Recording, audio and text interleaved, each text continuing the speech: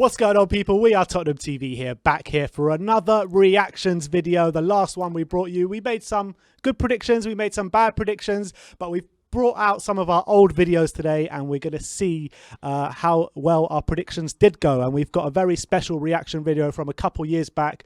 Some of you might remember the story. Simeon did do a kind of a reaction video to the AFTV version of it, but we're going to bring you the true story today. Yeah, we're going to show you no holds barred version. But yeah, look, we're going to be reacting to some the Premier League preview we did earlier in the season, see how that's getting on. We're going to be doing some reaction to one of the transfer windows reactions that we did a few years ago, and a special video right at the end, so wait around for that one. Make sure you wait around for that one. But let's get right into it. This is us talking about who we think is going to be top 6 this season. Oh boy. So let's get into that. Oh boy. Let's go. Let's play it. Chelsea is an interesting one because I feel like they're going to be a very good side and they're signing very good players, but I think this year might come a bit too soon for them. I think they're going to be really good the year after this year, once all their signings properly bed in, because you never know who's going to hit the ground running, who's going to take time to bed in. All you have to do is look at players like Heung-min Son, you know, coming into the Premier League, their first season, didn't really hit the ground running, and you saw the year after and the year after that, they really come in strong. So, yeah, but the thing is with them is, yeah, they might not hit the ground running, but they have quite a deep squad if Havertz isn't playing, Mason Mount. But yes, you predicting Chelsea might stumble this year. And yeah, I mean, we're saying that it's not definitely true that they're, because they obviously everyone was saying what a window they had, and you kind of getting there saying, well, we don't know yet. Well, you know, at the moment it looks all right. Look, I just remember thinking at the time, when you've got players that are coming in from all abroad, you know, the Havertzes, the Pulisic, not the Pulisic's, the Ziyech's, the Werners. There's no guarantee these players are going to hit the ground running. Yes, you know, it might take them time to bed in, and it is taking them time to bed in. And for me, Timo Werner's just looking like a glorified Roberto Soldado at the moment. At the moment, we'll have to look. It's still early days, halfway through the season, but yeah, look, the prediction looks fairly solid at the moment, and Chelsea are definitely struggling, especially those players. The ones from Germany, they're really struggling to bed in. And I know a lot of Chelsea fans are going completely overboard by that. But yeah, so at the moment, it looks like a decent prediction. I guess we'll have to see. Still half a season to go. Still a long way to go, long way to go. But let's move on to the next clip from this video. So what are we talking about in this bit? Let's see. I'm going to go for, I might go for very similar to you, to be honest, but I think Man City top, Liverpool second. I don't want to put Chelsea third, but I think you've got to. Spurs fourth. I think it might even be Arsenal, then United. Really? You think Arsenal are going to finish above United? I think it could be. I don't really think United are that good. And I think Ollie, if he has a bad start to the season, the pressure's really going to be onto him. They need to definitely improve their defence, that's for sure. I think although the defence was definitely better than it was this previous season, but I'm not sure long term if Maguire and their left back Shaw, I'm not so sure about them long term. De Gea's been out of form for a long time. Not so sure about Shaw. Come in. Not sure about Shaw. If they do play the midfield, they're playing today. It's very attacking, but they leave a lot to be desired going back the other way, I feel. But I think their attacking four is just, you know, Martial, Rashford, Greenwood, Bruno, Pogba. That's 5. Yeah, but you know it's dangerous, man. But you really know what? Dangerous. I think the whole of the top 6 has a similar kind of bracket of strikers and top 4 players. When you look at Liverpool's, you know, Sane, Mane, Firmino, absolutely brilliant. Man City again, Sane for Liverpool. Brilliant. Spurs as well, Sonny, Kane, Gareth Bale. Nah, you know what I mean. Bergwijn, Lucas, Dele Alli, if he has a top season, he's up there. When you look at Arsenal's, they look really good as well with Aubameyang, Lacazette, Pepe. Look, no, it is good. It is. I'm sorry. Aubameyang, Lacazette, Pepe is not in the same league as the others you just mentioned. Maybe. I mean, maybe. It's not simple. Okay. I think also it's important to know when you made that reference to Bell, I don't think we'd actually signed it. No, we hadn't. We hadn't. I don't even think it was rumoured. Yeah, I don't think there was serious rumours about it, so that was quite funny. But you rating, I actually think if we go to the next clip as well, I think you elaborate on it a bit more. Where is it? 9:55. So you're saying Arsenal to finish above United and their front 3 is as good as any in the top 6. Well, when you look at Arsenal, They've completely re-established their defence this season. Gabriel, Saliba, but nobody knows how these guys are going to perform. Yeah. All these Arsenal fans are being like, oh yeah, we got Saliba, we got Gabriel. Mate, you've never even seen them play, so what are you even chatting about? Like, seriously. We don't know how they're going to play at all. What are you on about? Like, yeah, Saliba's the next Varane. Like, what are you chatting about? They played well in Liga. Like, we've seen it all. How many players did we sign who played well in Liga? These Arsenal fans really piss me off. But I do want to say, you say that Pepe and Aubameyang and Lacazette are not comparable to the other ones in the top three, but I think Pepe has shown signs of being good, and I think he is going to improve next season. Lacazette, he might be leaving anyway, and Aubameyang, everyone knows Aubameyang's one of the best. Right, but that's my point. So you've got a guy with potential. He's been a bit shit so far, but he could be good. A guy who's been pretty average for a whole season at least, and I think he took a whole year to score away from home. And then you got one of the best strikers in the league, right? Compare that to what you just mentioned. Compare it to Tottenham, let's for instance. Yeah, Son, world class, Kane, world class. The right hand side of the attack, Pepe against any of our right hand side, Bergwijn or Lucas, let's say, you would say Pepe probably did better in the stats than both of them. No, last Bergwijn season did better against stats, but no, but okay. Let me just address some of these things. First of all, the Arsenal front three thing. Aubameyang was absolutely on mad fire when I made this comment. He was probably on form. He hadn't signed the contract yet. That's probably why. Yeah, exactly. That's exactly why. Lacazette actually has picked up his form since I've made that comment. That's true. He's switched actually. Lacazette. Yeah, exactly. It's completely switched. Pepe, obviously, I was completely wrong about. Completely wrong. But yeah, look, I got to hold my hands up and say I was spouting absolute bullshit Arsenal propaganda. That's exactly what I was spouting. No, but that was funny. That bit when you said, because you're right. They were getting mad about Saliba, all these Arsenal fans. And you're like, what are you chatting about? You're absolutely spot on. Absolutely spot on. Where is he? He's gone on loan, hasn't he? Yeah, he's gone on loan, and apparently he's had a shocker out in France already. Really? So look, they've done for 30 million on the hype train. And you know what? I don't know if you've noticed, but Arsenal have actually improved since Gabriel's come out the team. I didn't even know Gabriel came out of the team. He has been playing last few games. Has he not? Since they started winning. Because he got the virus, didn't he? And that's what forced them to make all those changes against Chelsea.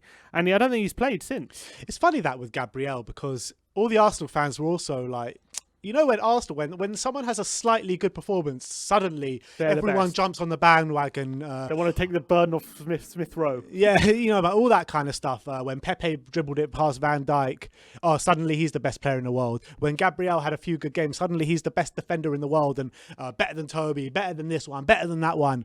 But I was saying to these Arsenal fans, when he was in the team, like, they were conceding goals, and most of the goals they were conceding actually were his fault. And he was at fault for a lot, maybe not most of the goals, but he was at fault for a lot of the goals they were conceding. But they brush over that, and they only pick out someone else's fault. Yeah, and they only pick out the good things. This is what the Arsenal fan base do, and it pisses me off so much. And that Saliba thing has a lot to do with it. You know, he's a highly rated defender out of France, 19 years old or whatever.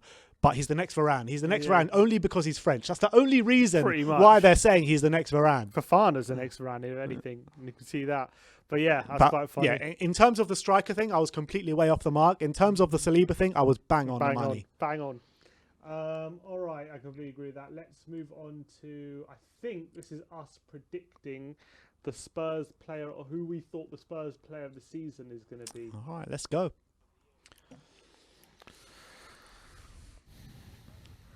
Tottenham's player of the season. I'm going to go for... It's a tough one. Son's won it the last 2 years. Yeah, Son's won it the last 2 years. Is he going to make it a hat-trick? I don't think he'll make it a hat-trick. I'll tell you who I think it's between. Kane or Dele Alli. I'm backing Dele to have a big season this year. A big outside shout is Højbjerg. Because... the Scott Parker effect. Exactly, because...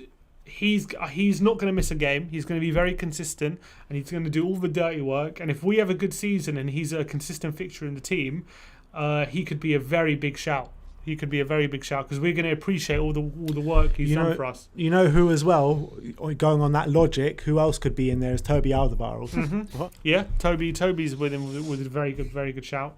Because if he can recapture the form he used to have for over a whole season, he could be a very big shout. Matt Doherty? I don't know if he's going to have the attacking output he had for Wolves. I question it. I do question whether he will. I think he's. I'm not saying he's going to be a bad signing for us, but I can't see him being player of the year. I don't think he's going to be that good. So on your neck out on the line, who are you going to pick? And remember, we're going to look through these at the end of the season. Lo Celso. I'm going to go Lo Celso. Giovanni Lo Celso. I'm going Tanguy.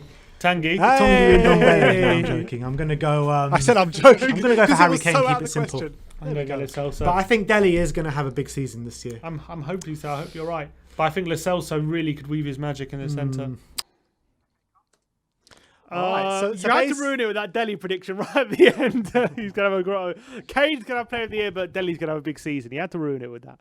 I actually started off saying it's either going to be Kane or Dele. Kane or Dele. But, you know, Tanguy and Ndombele got a mention in there. Yeah, for sure. Unfortunately, Lo Celso's season's kind of been ruined by injuries, so that prediction's out of the water so far.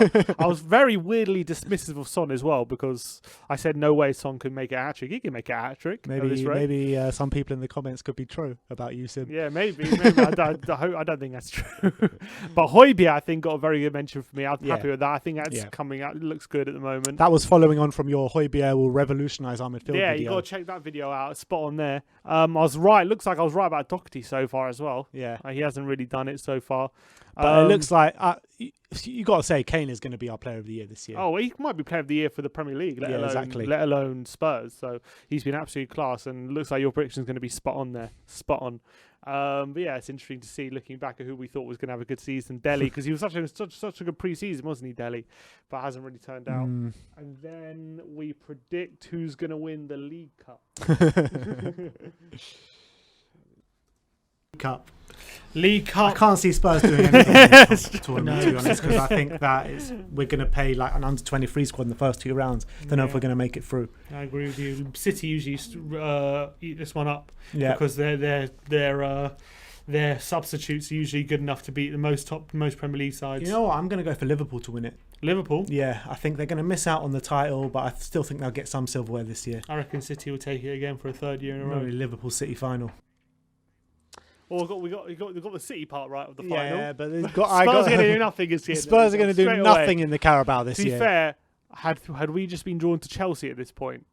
I'm not sure if we've been drawn to Chelsea, but we were thinking with our Europa League qualifiers that we're not actually going to take this competition too seriously. Oh yeah, we knew we were going to have 2 weeks in a row of. So we're in the final. Definitely going to do something. Whether we're going to win it is another case. It's quite funny. But your shout of Man City could be true. That's true. It could still happen. City love the League Cup. Yeah, they've won it 4 of that last 5 years or something. Yeah, ridiculous. Pep loves the League Cup, but so does Jose. But yeah, look, those are reactions to our predictions. Maybe we'll revisit some other ones at the end of the season. But yeah, I thought it was just quite interesting to look at. Then we also did a reaction video. Some of those predictions are pretty spot on, man. Yeah, I think so. It's not a disgrace. Saliba, Harry Kane. There are some disgraces in there talking about Pepe, Lacazette and Aubameyang being up there with the top 6. Yeah, I knew that. I laughed at you when you said that at the time. Yeah, you laughed at me at the time. And I remember actually, straight after that video, I was talking to a friend of mine and he was like... He asked me what the predictions I made, and I told him that I said Arsenal to finish above Man United, and I said Arsenal's front 3 are actually comparable to the top 6. And I remember retracting my statement pretty much as soon as I made it. It's off air in the video, so unfortunately it's what's on air that gets remembered. Yeah, of course. Well, what's on air is what's on record. Yeah. All right. This was a transfer window roundup. This was after this was after deadline day. We just signed Llorente, just signed Davinson Sanchez. It was a young-looking Daniel Brothers, I would say, in this clip. What was it, six? How much can we have aged in that many years? Spurs can age. Spurs, wow. I look proper skinny, and you look nice and young. Yeah, wow. I've aged a lot. All right.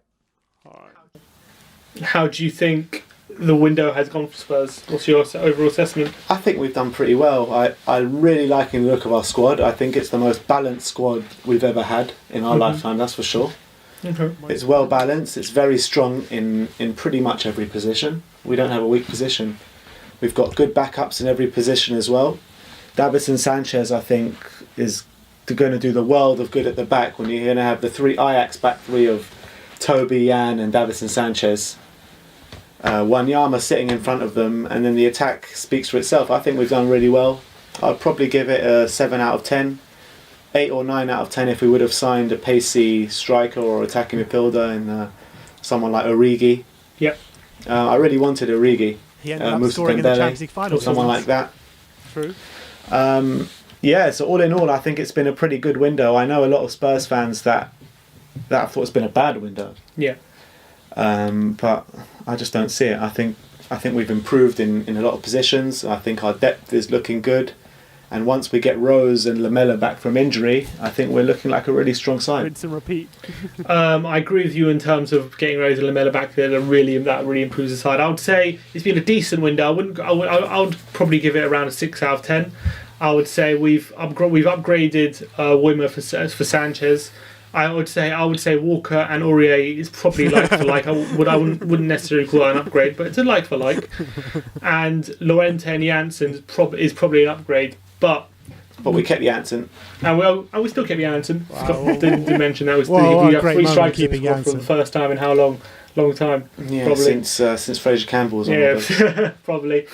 But in terms of that issue of having pace off the bench that we suffered from last season, we still have Nkudu, Sissoko, and Son, who are probably our most pacey attackers. Is that enough for it to change a game? No. Remains to be seen. And if you add pace in there with Llorente up front holding up the ball. Well, let's hope Llorente can really prove to be that game changer off the bench. I think he can. That we need, and he can get a few goals because he's a class striker. But because also there are a lot of games when we're not clinical enough, and I think Llorente will help that a lot. When teams are sitting deep, he can really be that player who can just nick one off the head as well. That's one thing that Llorente is very good. He's an aerial threat, which for all Kane's strength and power, he doesn't score that many headers, unfortunately. And Llorente, he scores his fair share, but Llorente a few. But Llorente is a masterclass. He's a different animal in the air. Yeah, but I would say I think we've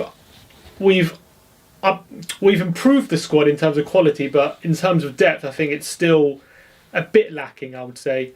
I say with that pacey attacking midfielder or striker away from a near perfect squad. So we've improved 3 players, but in terms of the actual depth of the squad, I think it's pretty much the same depth.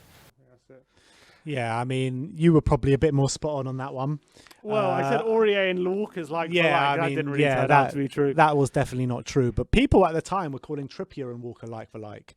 Trippier and Walker. Yeah. Yeah, true. I remember when we told Walker, people were saying Trippier's better than Walker. Yeah, which definitely wasn't true. That was we haven't really solved the issues ever since Walker left. And then when Aurier came in, you were like, yeah, like for like. I'm not too sure about that one. I don't know how that. Well, that's panned out to be wrong. Not well, judging on this season.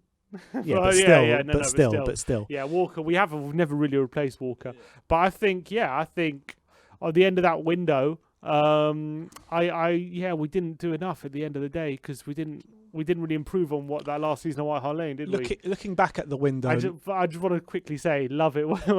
If we can get Rose and Lamela fit, we'll be a good depth. Still waiting for it's literally still waiting.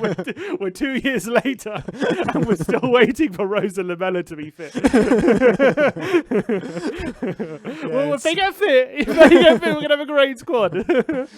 And I think what I said about Llorente was pretty spot on as well. Yeah, he was great. He didn't have a great first season, but obviously second season he showed his panned worth, out. Yeah, exactly. I mean, that Champions League run improved his worth, didn't he? Yeah, he was great. I love Llorente. It's such a shame we let him go on a free. He's also one we probably never haven't replaced yet. But actually, the comment about Origi that I made, I actually still stand by that to make it true. I mean, you were looking at me when we were listening to it, saying, "No, I'm not sure about that." But I actually think.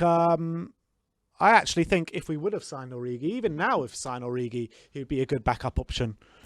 I know he got a few important goals for Liverpool, but I don't know. I think he's so average. He's so average. We need better than Origi, I think. Even coming off the bench, bit of pacey legs to tire out some in the last 10 minutes. I think. Would you rather Lucas Moura over Origi? Up front, yeah, I'd rather Origi, but he's a winger. He's not a winger. I mean, he can play a few positions, Origi. He's a striker. I would rather. I don't know. I think Rorigi's like he hasn't even played at all this season. He's just like this season, yeah. Yeah. But there was moments in last season or a couple years ago in their Champions League run. That was not even pretty in the much it. Champions League, in the Premier League, he was coming in and scoring goals. Yeah, a few goals, but I don't know. Look, I think he had a few good games. Better but than Janssen at the time. That's for definitely sure. true. Yeah, that's definitely true. You're definitely right about that. But that's just interesting looking back at our opinions about back at the end of the window. And I also, think it was right because when you go last season at Holland and finished second, just behind Chelsea, and then you really wanted us to push on, Yeah. and we just didn't, did we? On that. and I said it was a 7 out of 10 window. You said it was a 6. In hindsight, it was probably a 5, probably a 5, maybe yeah. even a 4. Yeah, probably. It wasn't great. I remember I wanted to be kind of have positive slant, but it wasn't the window we all wanted at the end of the day. I know. Because it just didn't pan out. But all right, now let's get to the last video. All right, let's get to the main event. Let's I guess do it. we should Let's get to the main event. We should set this up because for context, pure. Look, I think that we should watch this, react to it, but just before we react to it, or whilst we're reacting to it, you should tell the story behind it. Well, no, I think I should tell the story before because Okay, fine. I think just to set it up because we're at the Alright. FIFA Best Awards, Mm-hmm. right? We were part of a company called UFF at the time. They invited us down to FIFA Best Awards to get some interviews. You probably saw on the channel we had like Clint Dempsey, we had Mido, Roberto Martinez. We had some big names. We got a few words from them, and it was really good. It was really privileged to go there. And I'm going to. I heard Sol Campbell was at the event. But I didn't think much of it. I was in the back of my mind. I was thinking, I better not bump into him because if I bump into him, I'll say something. I don't want to say anything. And I'm looking at obviously Pochettino's at the event, so I'm desperate to get a word. So they give you the microphone in anticipation for Poch to come over. Poch, yeah, because they saw Poch. They're like, for you all to right, interview him. yeah, they're like, Sim, get to the front so you can interview Poch because obviously we're desperate for Pochettino on the channel. So I'm racing to the front. I get to the front. And as Pochettino's literally walking down, he's walking down like the aisle to come towards us. I'm like, okay, here's my big moment. On my peripheral vision, I'm seeing Sol Campbell come out the corner of my eye. I'm like, oh, God. And then whatever, he's like, the Arsenal fan TV lot are there and whatever. And he's like all happy, lovey-dovey. It was like boiling my blood seeing him all happy and like friendly with all these people, especially the Arsenal fan TV lot. I was like, oh, God, I didn't like it at all. And he's slowly coming over. I'm like, oh, am I going to say something? Anyway, this happened. You had the cameras on you. You Yeah. had the microphone in your Actually, hand. we weren't recording at this time because we were waiting for Poch to record, but other people were recording. Yeah, this is why this footage is a bit rough because it's like a recording of a recording. And this is a recording on the So phone. Yeah. at the time, we were actually not allowed to have the footage. We were going to try and post this at the time, but we thought better not. But now this is the time where we're actually going to release this footage. Yeah, and this just kind of happened because it just happened. And look, me personally, whatever. I mean, I'm not ashamed of the footage. I don't think I come off amazing, but this is just what happened, basically. I don't think you come off bad. I don't think I come off awfully, but obviously hindsight, you always think you could do something differently, don't you? Yeah, but look, at the end of the day, any Spurs fan in that position, no matter how old they are, no matter how young they are, any Spurs fan in that position probably would have done worse than you. Yeah, probably. I was probably definitely You were more reserved. You I were was much definitely reserved. much more reserved than a lot of Spurs If fans I would was have in been. your position, I promise you, I would have been a lot worse Because than you. obviously when you're growing up, he's like the archetype or the biggest villain of your childhood, Yeah. basically, when you're growing up. And to actually come face to face with him, like, at a time, and even Second though... time. Yeah, no, this is the first time. No, Portsmouth. Oh, yeah, second time. I definitely recognises me from the Portsmouth trip. That's a story for another time. But... yeah, look, like to come face to face with him when you can actually say something to him, it was just I wasn't prepared for that at the time, but whatever. Here's the footage of what happened between me and Sol Campbell at the FIFA Best Awards, and we'll react to it. All right, here we go. What's your opinion on Pablo? First of all, you're going to start talking to me properly. Yeah. Was that a genuine question, no? I'm saying, like, you're starting with... Come on. I didn't want to. You're too young. You're talking to someone... I was asking. He's retired like 10 years, and you still got this in your mind. You're supposed to be a journalist. You're supposed to be, I'm not. WeAreTottenhamTV. So what are you doing then? You're not a journalist? No. I'm not a trainer. We're a YouTube channel. You're a legend, thank you. Listen, I'm going to see something. It wasn't when I was... That's the money shot. History is important, man. Sorry, no, that ending. He got That proper rattled. bit when he's speaking to DT over there, isn't he? So, He's speaking to one of the Arsenal Fan TV he lot, might have been Robbie or DT or something. Yeah. and he is proper rattled. Looks like he's Proper- about to cry. This bit, I want like as a free. I wish people could like get a freeze frame of there's a freeze frame like perfectly like where is it? It's like like there. He looks like looks like it's about to cry, but like he looks away and he looks like look how unhappy he is. He's so rattled. He was not Yeah, ready. that one. He he doesn't was- like he's about to cry. He was not ready for a Spurs fan on that green carpet. No, he definitely not wasn't ready. to challenge him on, because I don't think it's hard to hear. But basically, my opening question was, "What's your opinion on club loyalty?" And he did not take kindly to that question. He was immediately on the defensive as soon as I asked that question, and all he could say was, "What are you doing here? Aren't you supposed to be impartial?" And I was like, "I'm on the Tottenham channel, mate. Like, I don't have to be impartial at all." But the thing is, he didn't know who you were. He didn't No. know you were a Tottenham representative. He didn't know anything. So he completely assumed what you were talking about was from all those years back then. So it's obviously playing on his mind. Of course you it know is. what It's I always mean? playing on It's his always mind. playing on his You mind. can see that. And I think, look, the thing was Sol Campbell. Obviously, I can't stand him. I don't think. I think most Tottenham fans are in the same boat. And I know it's a long time ago what he did, but you know what? What he did was Cardinal the sin, biggest. mate. It's the biggest betrayal in probably in football history. What Yeah. he did, I can't think of a bigger betrayal. The way he left, how he did it, how he conducted himself, and even since he left as well. Like, to be captain of your boyhood club and then to leave on a free to Arsenal, he's just gonna have to live with that, I think. And I know there was just a small moment at the FIFA Best Awards between me and him, but it took a bit of pleasure asking him that question. But I think obviously looking back, I would have probably done things a bit differently. What would you have done? I don't know. I probably You probably would have gotten in his face, you Judas. would have got a milkshake or something. No, joke. I don't know. I probably would have just avoided the situation completely. I think I probably would have just kept my mouth shut and just try and, because I think also in that happening, I think I missed my boat with Pochettino as well, because I was having a thing with Sol. So is what it is. But look, you can't have regrets. You can't redo things, and that's what happened. But Either way, I just want to say, as an older brother, I was proud of you. thank you. That's all I'm going to say on But I that hope you matter. can, I hope you can enjoy the footage. And it's been a long time since that happened. It's a couple of years ago now, but it's been released. Obviously, definitely, I think that footage debunks whatever Arsenal Fan TV was saying. Yeah, because back they were in the saying, day. "Oh, he." What were they saying? They were Oh, saying like, he rinsed me or something. "Yeah, I he don't know. completely rinsed you. You didn't know what to do with yourself. He didn't know what to do with himself." No, he was rattled. I Yeah, think he we can was the all rattled definitely one, confirm 100%. whatever happened between me and whatever my reaction was, he was definitely rattled. 100%. He was 100% rattled, and that was funny. But yeah, that's us reacting to our old clips. I hope you enjoyed it. I hope you enjoyed that little surprise at the end as well. Let us know in the comments below what you thought of it, and yeah. All right, so there you have it. Let us know in the comment section below what you thought of all these clips. Let us know how rattled on a scale of 1 to 10 did Sol Campbell get, or Someone should I chop say? up, and I want to see someone like do like a slow motion of him being sad, like with sad music. That'd be funny.